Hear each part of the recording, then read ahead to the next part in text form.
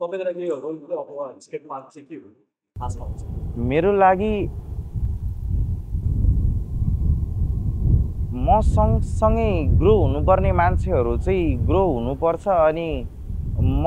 पुगिरहेको या मैले चालिरहेको स्टेप चाहिँ उनीहरूले पनि महसुस गर्नुपर्छ भन्ने एउटा मेन मिडियम हो मेरो लागि यो रोल प्ले होइन। केही नहुँदाखेरि त त्यत्रो कोसिस गरेर गरियो भने अहिले त अलिअलि छ, थोरै केही छ, चिनेको मान्छेहरू बढेका छन् भने त अब त हामीले किन गर्न नसक्नेवाला कन्टेक्स्ट चाहिँ हरेकचोटि केही नयाँ गर्दाखेरि चाहिँ मिल्यो भने चाहिँ गर्न सकिन्छ वाला कन्फिडेन्स चाहिँ रोल प्लेले दिएको हो मलाई। गाइज हामी आइरहेको थियौँ, यो चाहिँ विराटनगर है। दमकपछि कहाँ जाने भन्दाखेरि चाहिँ विराटनगरै सोचिसकेको थियो, अगाडि पनि एक दुईचोटि गएर एकचोटि डुलेर ओरेर आइसकेको थियो। हामी विराटनगर गइसकेपछि चाहिँ दाईहरूसँग कुरा भयो, एक दुईजना दाईहरू भेट्यौँ हामीले। तर त्यहाँनिर धेरै नै कुराहरूले 5-6वटै कुराहरूले चाहिँ हल्ट दिइरहेको थियो कि एउटा त हामीले सोचेको ठाउँमा जग्गा पनि पाइरहेको थिएन, नम्बर 2 हामीलाई त्यो ठाउँमाथि नै डाउट थियो कि अलिकति मान्छेहरू बाहिर निक्लिन सक्छ सक्दैन यताउता कुराहरूमा। अनि उनीहरूको स्पेन्डिङ क्यापेसिटी के छ त कम्पेरिटिभली अरू सिटीहरू भन्दाखेरि विराटनगर जान त जाने हो, तर अहिलेको लागि चाहिँ हामीलाई सेफ बेड कहाँ हुन्छ भन्ने कुरा थियो। त्यो कुराहरू चाहिँ एक्सप्लोर गर्दै गर्दै गर्दै जाँदाखेरि चाहिँ अलिकति ब्रान्डहरूले पनि रुचाउने ठाउँ भनेको चाहिँ इटरी हो। अनि इटरी भनेको चाहिँ एउटा मिट हब होइन, जहाँ चाहिँ अब जतैबाट आउँदा पनि ठोक्किने अथवा जुनै पनि बिजनेसहरूले चाहिँ अलिकति आफ्नो ग्रोको लागि चाहिँ बेस्ट प्लेस भनेर चुज गर्ने। ल ठिकै नै छ नि त। अब सुरुमा यत्रो डाउट हुँदा हुँदै किन यहाँ आउने, इटरी छँदैछ नि भन्ने फिल भयो। अनि हामी इटरी आयौँ।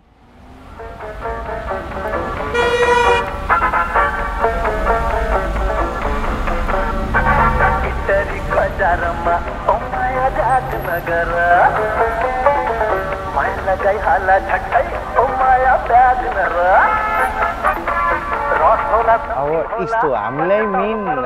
एज अ 20-22 वर्षको मान्छे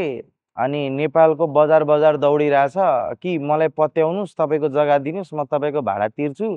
तपाईँको ठाउँमा म स्ट्रक्चर बनाएर एउटा मार्केट लिएर आउँछु भन्दै गर्दा पत्याउने चान्स चाहिँ 0 हो क्या अलमोस्ट होइन। कसले किन पत्याउने?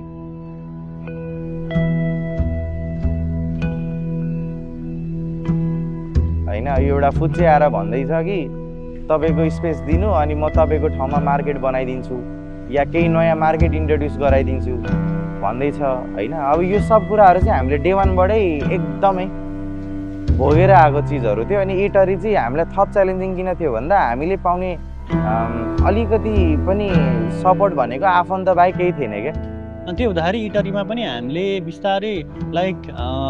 लोकेसन चुज गर्दाखेरि पनि जुन तरिकाले हामीले सेलेक्ट गर्दा एरियाहरू सेलेक्ट गर्दा पनि रेडरमा राख्दाखेरि पनि जहिले पनि लाइक त्यो चोकभन्दा चाहिँ हाम्रो 500 मिटर भित्र हुनुपर्छ भन्ने खालको हाम्रो कन्सेप्ट थियो होइन। जग्गा हामी खोजेको फेरि इटरीमा जग्गा चाहिँ छ, बाटोको साइडहरू अलिक गहिरो छन् अनि जग्गाहरू चाहिँ छ। अनि जग्गाहरू खोज्दै गर्दाखेरि चाहिँ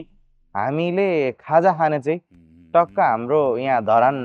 लाइनमा चाहिँ एकजना बेलुका भएपछि त्यहाँ सेकुवाहरू मजाले बिक्छ स्ट्रिट फुड।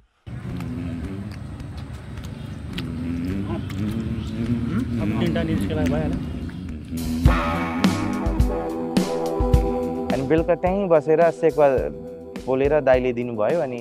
खाजा खाँदै दाइसँग गफ गर्न लाग्यौँ, कसरी आयौ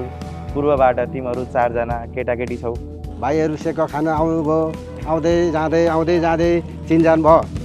अनि भाइहरू आएर भाइहरू यस्तो व्यवसाय गर्दैछु। अनि भाइहरू आउनुभयो, अब कुन साइडमा खोल्दा हुन्छ दाइ भन्नुभयो। अनि मैले नि भाइहरूलाई बाटो देखाइदिएको, अब यो ठाउँमा जानुहोस्, यो सङ्गीत चोकमा चल्ने लोकेसन त्यो ठाउँ हो। नयाँ कुरा गरी भएको रेस्टुरेन्टहरू क्याफेहरू मान्छेहरू अझै आउन थालिरहेको ठाउँ चाहिँ यो सङ्गीत चोक हो। त्यहाँ गएर एकलट हेर न भनेको। यो ठाउँको नाम जिम्बा, यो ठाउँको नाम के हो हामी बसिरहेको ठाउँ? मङ्गेन बङको के चाहिँ गरे लाइक म्युजिक सङ्गीत।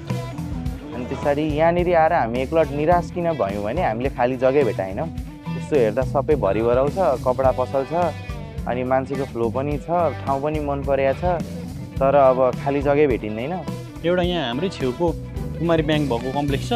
त्यसको माथि खाली ठाउँ छ भनेर चाहिँ के किन हिँड्ने गरे आइस हामी चाहिँ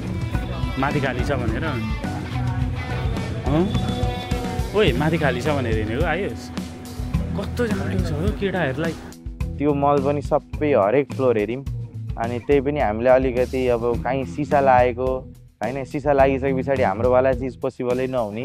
हामी कहाँ छौँ भन्दा हामी वेआर इन इटरी अनि हामी कहाँ चाहिँ गएपछि भन्न मेन्छु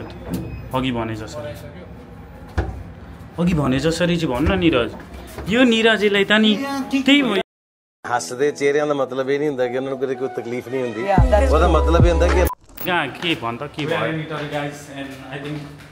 हामीले चाहिँ सोचेको चाहिँ अब स्ट्रक्चरले बनाएर जानु तर इभन अब मनमै पाइयो भने त ल ठिकै छ नि त यदि राइट लोकेसनमा छ भने अनि माथिबाट सिँढीबाट तल खस्दै गर्दा चाहिँ हामीले एउटा झ्यालबाट एउटा छाप्रोहरू देख्यौँ क्या त्यो छाप्रो चाहिँ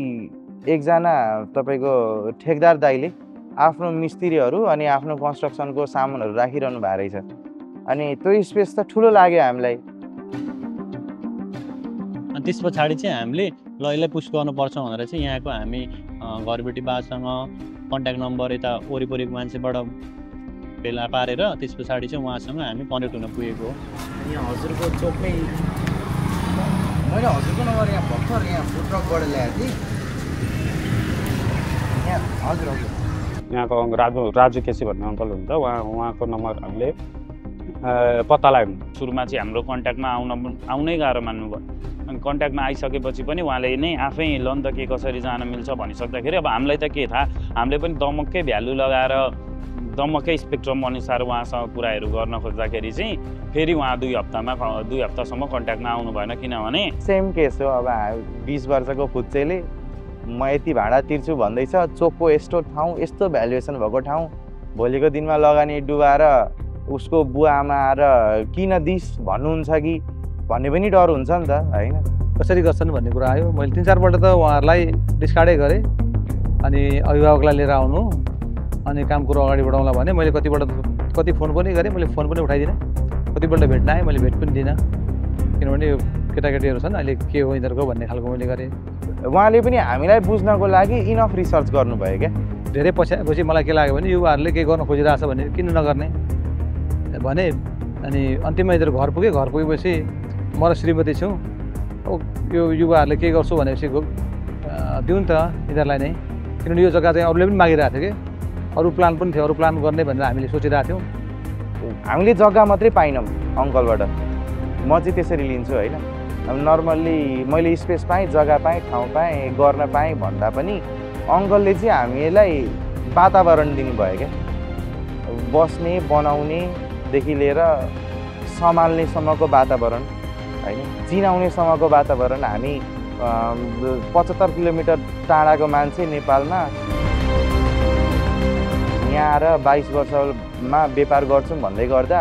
हामीलाई चाहिने जति पनि इन्फ्रास्ट्रक्चर थियो या जति पनि हामीलाई चाहिने एक्सपोजर थियो त्यो चाहिँ उहाँले हामीलाई एकदम जग्गा सँगसँगै दिनुभयो अनि ल ठिकै छ नि त अनि भनेर हामीले उनीहरूलाई यो ग्रुपलाई अनि आशीर्वादसहित ल काम सुरु गर भनेर भने मैले